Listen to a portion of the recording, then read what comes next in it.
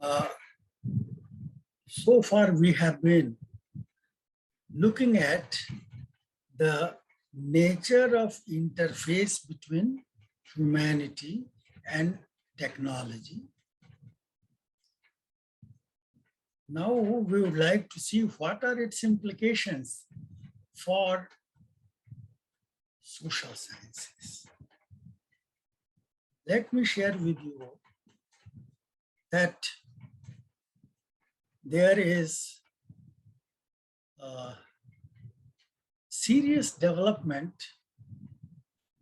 which is known as computational social science or e-science, where this technology is used to collect data, analyze data, store that data, to do experiments and conduct surveys. It's a powerful opportunity for social scientists to engage with reality. There are two important aspects of this kind of initiative. You find that human beings are engaged in a variety of ways through blogs, through Facebook, and WhatsApp, and Twitter, and all kinds of opportunities.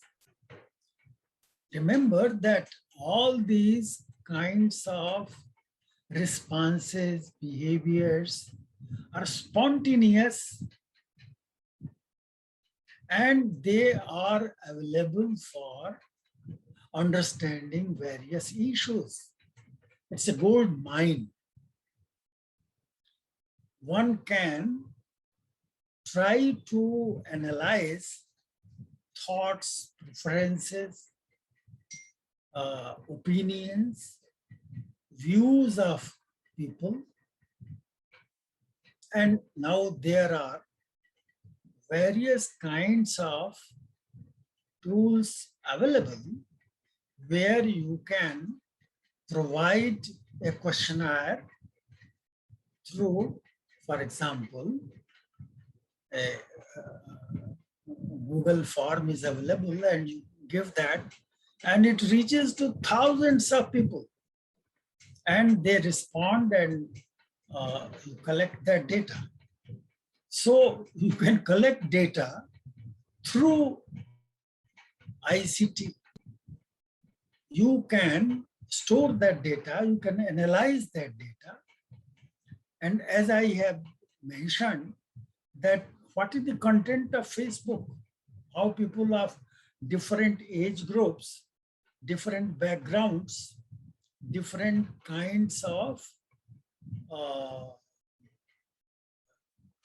cultural background and their educational background, all these things can be looked at, and how they are interacting with issues, what is on their mind, all these things can be analyzed and understood.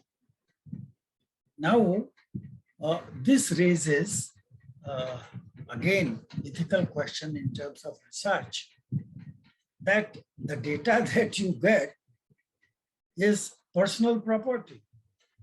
So how to intervene? What are the rules to relate to personal privacy? And can you use that data? How to use that data? How to present that data? I think that becomes a critical question. We have yet not given attention to that. One more important aspect of this kind of data is that who are participating in this kind of sharing through various gadgets and various platforms and all that. we often use the word representative sample. So who is participating in this? Obviously, a very special group is participating. Not everyone is participating in it. There are certain sections of population who participate in the expression of their ideas, expression of their behaviors. And again, there is a question that what they present, what they express and exhibit is quite varied. Sometimes people use photographs which are very attractive, and sometimes they use another person's photograph, and all kinds of things happen. Not only that, people use these platforms for creating nuisance. Many ugly things have taken place, and there are objectionable kinds of information sharing, and that goes against public health. So this is a challenge which is taking place. And how we are reacting to that? Then there is another possibility, and I think that is very important. We call the reality which is at that level of ICT as virtual reality. The natural, actual happenings form one reality, and virtual reality is another kind of reality. We engage with virtual reality, and virtual reality provides another level of reality formation. So what will be the connection between the natural or actual happenings and what is happening at the virtual level? So this connectivity has to be examined very seriously. It will be interesting to see how engagement at virtual level relates to engagement at real level in natural settings. I think that needs to be examined. But one thing is very clear, that doing something at virtual level does influence what is happening at actual level. We find that you provide messages of all kinds, propaganda, you also provide information, and all that leads to change in the public opinion. So there is concerted effort to provide information of one kind. All political parties use electronic media and all these digital devices, and that has led to change in the opinion of people, and that we have seen in elections. Now, there is another question which is quite significant, and that question relates to the digital divide which is taking place. There are people who are empowered because of access to this kind of equipment, this kind of facility, exposure to ICT. And there are people who are deprived of this. So they are at a disadvantage. Indian society, because of lack of connectivity, poverty, lack of education, groups are not effective in the use of this technology. So those who are not using the technology, they become backward. Those who are using the technology, they belong to a higher level. They are empowered. They take decisions and they do things which are in their favor. So there is a cumulative effect. Those who are digitally empowered become more and more affluent. They have opportunities, and those who lack this facility, they remain backward, and the gap between the two increases. This digital divide is going to create another kind of challenge in society. So, introduction of technology, particularly this ICT, is going to create another gap in our socio-economic structure, and it is quite visible. Then there is another question which is coming up in a big way, that there is a general outlook that whenever some problem comes, people immediately think that there will be a technological solution to that. They don't think as human beings, as part of community, society, or culture. They immediately rush to technology. So one technological problem is solved with the help of another technological intervention, and that creates another problem, and that leads to another kind of consequence. For example, we are using nuclear power for generation of electricity so that people are happy, they have light in their house and all that. This is an advantage. But this nuclear power generation process has many hazards. There are cases where there is leakage of radiation and the life of people is influenced. They develop diseases. Not only that, the nuclear waste which is created is very sensitive, and that is kept with high security, and that will not be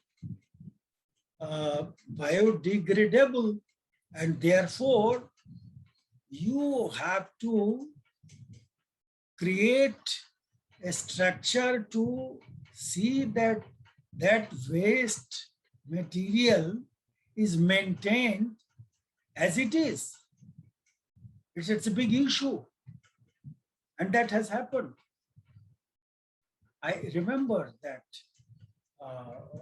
at Bhopal there was MIC gas leakage disaster in 1983. It was a technology which was producing some material to be used in foreign countries, and that led to damage to life and climate and everything. Several thousand persons were killed because of that leakage, and the problem still persists. It's very difficult to how to get rid of that waste. So that is another big challenge with all these big technologies. But at the same time, this information technology has provided many mechanisms to conduct experiments in virtual reality level. You can plan experiments and see what happens at the level of virtual reality. And those experiments can't be performed at human level, at actual level. So you can learn a variety of things about those consequences, those effects, and that way it provides an opportunity to learn more and more about complex issues. As a matter of fact, there is a whole domain called complexity science that has emerged. So use of ICT is going to augment our knowledge about complex processes, which is not possible at real level. So there are many kinds of experiments and analysis which are available at the level of ICT planning, and you can conduct experiments. More recently, I have come across some attempts where there is an attempt to integrate virtual reality with real reality. How to achieve that is a big challenge. How to integrate the two. And efforts are being made to see how that can be used to improve the quality of life, to do things which can contribute to improve the conditions in different sectors of life. Now, the challenge that we have is how the data that we collect at virtual reality level is being analyzed, how we use that to understand, for example, social structure or the influence of connectivity or networking. Remember what I am saying. There is actual networking taking place with ICT. That is one level of data that you do and that you collect. And there may be a hypothetical situation which you run in the virtual reality context. You conduct hypothetical experiments that if this happens, then what will take place?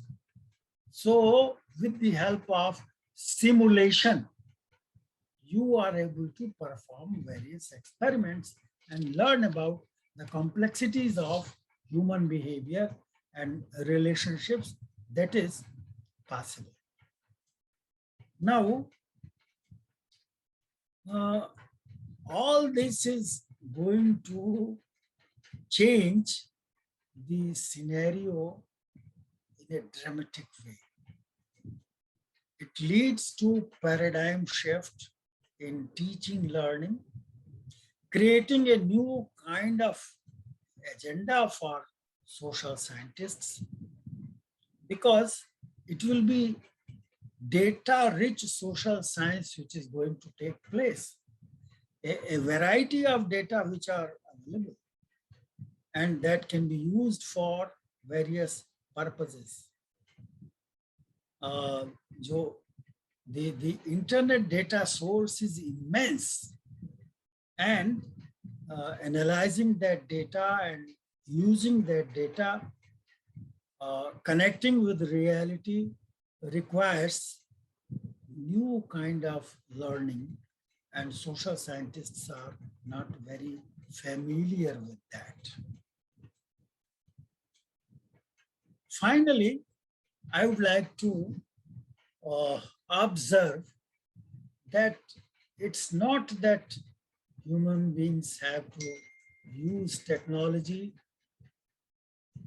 to analyze social behavior or human understanding, to run experiments, to explore various theories and possibilities of interaction.